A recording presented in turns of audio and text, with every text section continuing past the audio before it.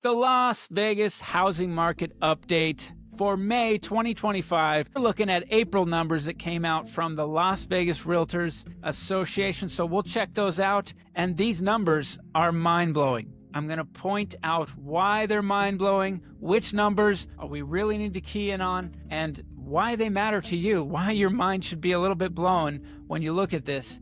And is it good? Is it bad? Is it ugly? I'm going to go over all of that. I'm also going to go over the Band-Aids are off, folks. The Band-Aids are off. That's a headline. It's off on the housing market. What does that mean? I'll tell you what it means. And the dopes on YouTube. We got some dopes on YouTube. You might think I'm one of them, but I assure you, I'm not talking about myself. I'm going to talk about them and let you know what I'm seeing and why I think that's important. And new builds are cheaper than resales. New homes are cheaper than resales. That's what I've been seeing out there. I'm going to go over that and let you know why I think that might not be the case, exactly why I don't think that's the case. And my plans are better, folks. I'm Rob Hau, and if you need house help, now you know how. You have house help to sell or buy a home here in Las Vegas, Nevada. So make sure you subscribe to the channel. I hope you like what you see. Give me a like, give me a thumbs up. Let's comment on the video. Let's have a little interaction if you like. Let me know what I'm doing right. Let me know what I'm doing wrong. I'm bringing this for your information so you can make the best decisions going forward. That's what this is all about. Let's jump into it, folks. The housing market. What's going on with the numbers? Let's look at it. All right, I'm gonna open this. All right, April 2025 numbers came out, the monthly market update from Las Vegas Realtors. Let's see what we have for our snapshot. 74 units sold. That is down year over year, 7.1%. All right, it's not crazy. That's not a crazy number. That's what you're seeing when you see 7.1%. They're talking about year over year. Median home price, $480. It is down, or actually plus 2.3% year over year, right? That's the year over year stuff there. All right, units sold in the condos, condo townhomes, 554, as you can see there. I'm sorry, 544, down 12% year over year, 12.4%. And the median price is up 4.4% at $302,700. Let me jump into what this all means to you. There's some very important things. When we look at the number of closings, it's plus 1.5% from last month. So just a little bit more closings, but down 7.1% from the year prior. Median price, the median price, $480. It's been $485 for the last 3 months. So we hit a historic high on the median price, and now it's finally coming down off that high to $480 in a springtime. That's weird. It's kind of weird that we would have the high hit early in the year. We were really coming off some sort of high, and now we have a drop, okay? It's only 1% from the month prior, but it is notable because it's, well, let's tie in with what we have here on the market trends. Number of new listings, 3,663. That's plus nearly 10%, okay? This is where we get into some mind-blowing numbers. Nearly 10% more during a springtime market where usually we see about what comes on goes off, especially in the last few years. We've been seeing that kind of trend happen quite a bit, and really throughout my career, nearly 16 years in the business. This number, though, plus 27.5 year over year. That shows you how low the inventory was a year ago and how much more it is now. It's quite a bit more, and it's going up more. I'm going to be able to show you what's happening right in this moment because these numbers are from April, and obviously it's several days into May now, and I've got some information that you want to know. Has anything changed because we jumped into May? I'll let you know. Right here, this is single family homes, 6,213 units, plus 14, plus almost 15% from the month prior, from March. Okay, that's a lot. That's a fair amount. But look right below it, almost 80%, 79%, 78.7% from the year prior. That's a lot of availability when you're looking at year over year. It's changed. It is a buyer's market without a doubt. All right, let's look at effective months of availability. We're talking 2.9 months of availability in the single family. I would think it would be more than that, but when we look at total on market, we're going to see that it's higher than that. Plus 13% still month over month. And I think we're going to be seeing quite a bit more once we get the May numbers on there. We'll see a higher number. They used to say that 6 months of inventory made a buyer's market. Not now. This is definitely, with the volume of buyers that we have out there, this is a buyer's market, okay? Time on 30 days or less. This is actually funny that kind of went up and down here. So I don't really know what to make of this, although I will say that if you were priced right and priced well, you get on and off the market much faster than going after the highest number. If you're a seller that's trying to grab that next highest number, well, I think you're making a mistake, and I think you should sell for a good number. That would have been a great number if you look back, if you look at any other time, but don't try to go for the highest number unless you have something very special.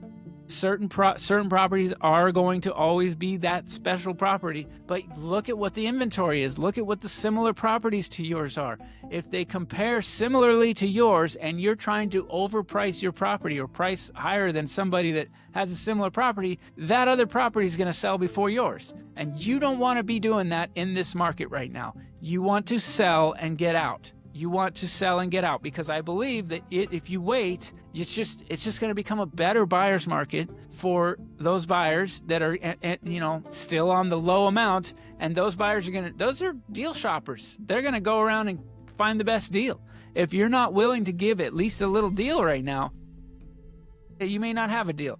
Now, if you don't have to sell, you don't have to sell. Great. That's the saving grace, is a lot of the people that are out there selling don't necessarily have to sell. There are some that do, and they will price right and be smart.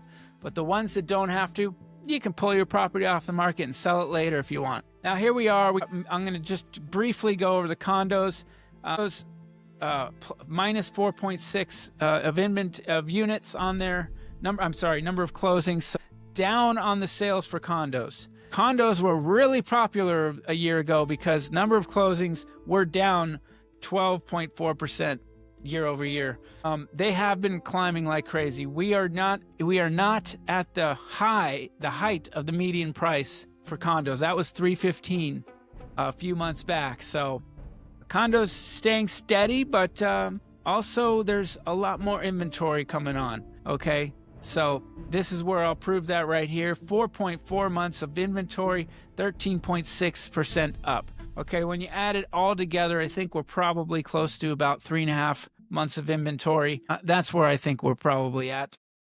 All right, so that tells you folks that there is a story building here about what's happening. That story's been going on. If you've been watching my channel, you know I've been telling you about the inventory story for a while. I always mention it, but lately I've been really making key points towards the fact that it is becoming good for buyers. And in the long run, the Band-Aids being torn off, they're ripped off. Now, is this good or bad for you out there, for the regular person out there? I think it's great. I think it's great. Yes, there are going to be some people who bought at the height, but most of those people are not going to be selling anytime soon and can look forward to a market that will probably catch up to them if it softens a little bit on them. If you bought and then your value goes down just a little bit, I don't think that's the end of the world, because you don't really care about that. You care about you got your property, you're happy, you move on with life, and as long as you're selling in the future, you're going to be fine. But all these people that want to buy,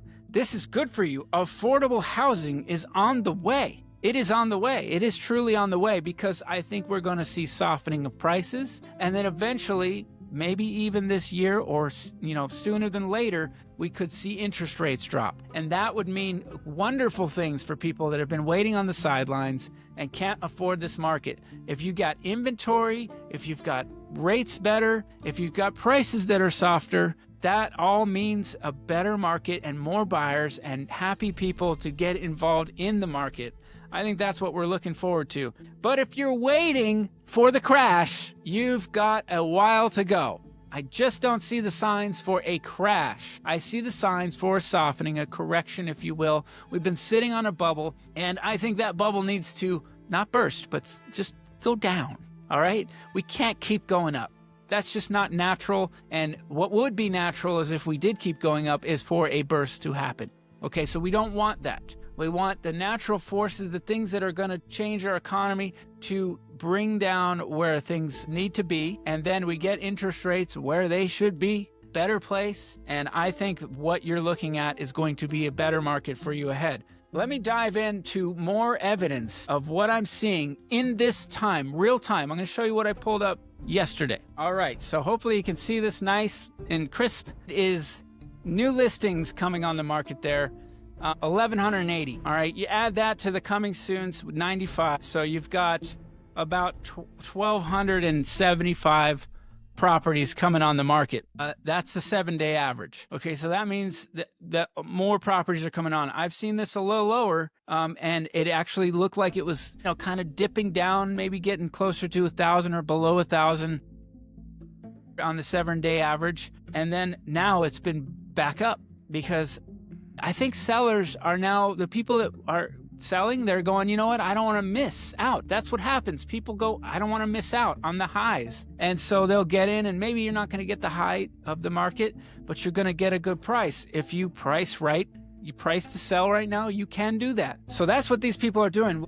Look right below here. That red is price decreases. Price decreases are almost equaling how much properties are coming on the market. That tells you right there that they made a mistake. They did not price right. And now they're having to decrease their price. A lot of people on the 7-day average. And it's been that way for a little while now. Buyer's market, yes. That tells me right there. Price increase, 84. Only 84 people thought, you know what, I should increase my price. Okay, there are reasons besides I just want more money for my house, by the way, to increase your price. Let's see, solds did go up. We did have a fair amount of solds, 819. We've been in the 700s in the last, on the 7-day averages that I've been looking at. So that's great. A little bit more solds. That might be indicative of a springtime market, little boost there. But is it going to continue? I don't know. If you don't listen to me, you're not getting in the market. So yeah, it won't continue for you. All right, this right here represents total on market, 9580. We are approaching 10,000 properties on the market. I've been talking about it. It's happening before my eyes. Every day I look, we have more inventory piling up. Is it an emergency? No. It's not. It's just you got to be smart if you're a seller.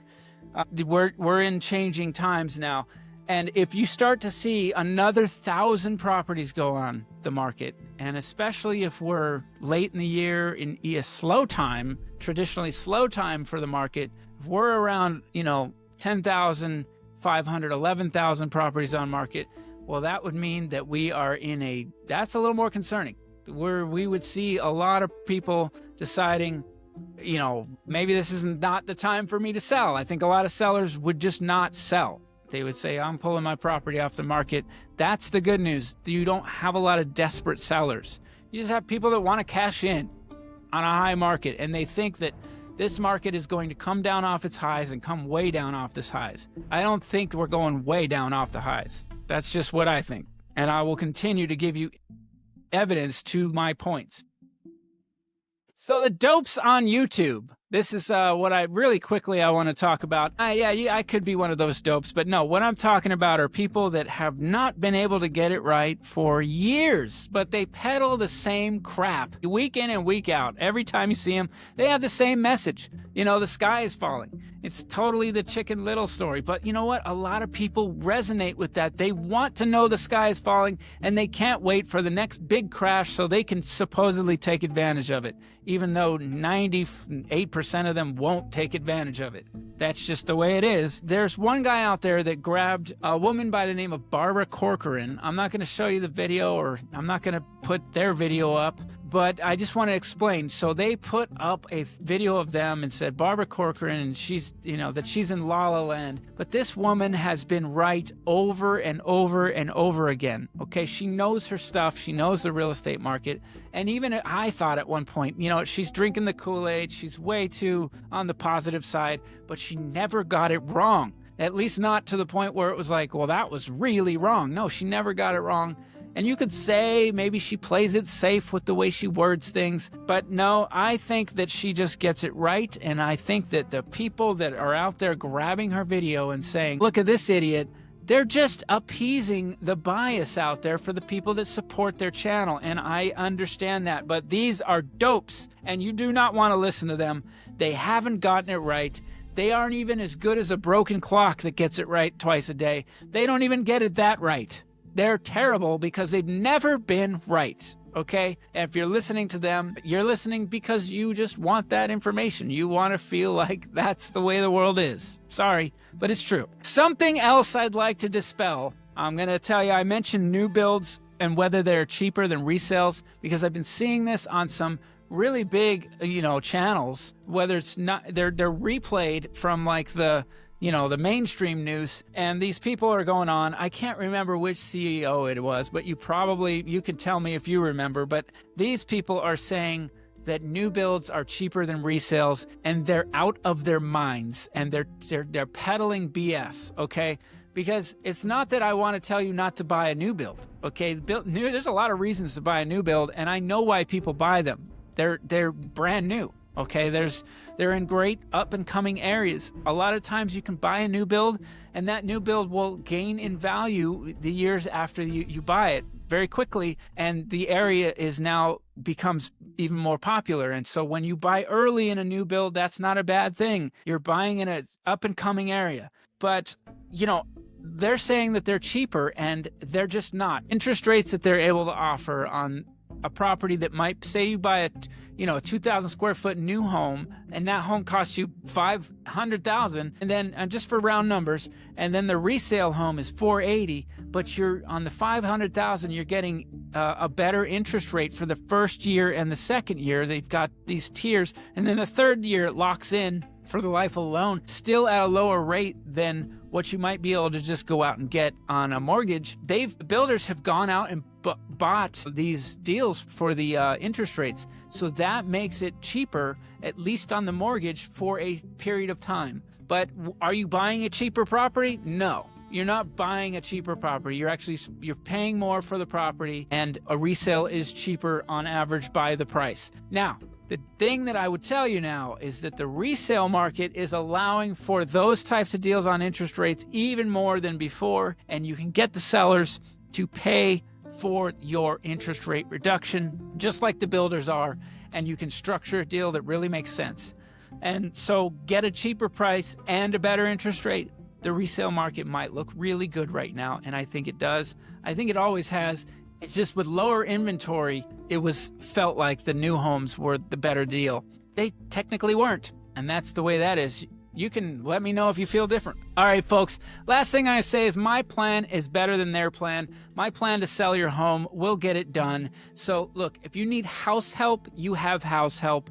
Just go to knowhow.com or contact me below I have information below to contact me directly. I don't care how you get a hold of me. Just call me, text me, throw a rock through my window when you are ready, and I'm here for you. I'm Rob Howe with Elite Realty. Please subscribe to the channel. Thank you for watching. The last thing I need you to do, very last thing I need you to do is have a great day, and I'll see you on the next video, folks. Thanks again.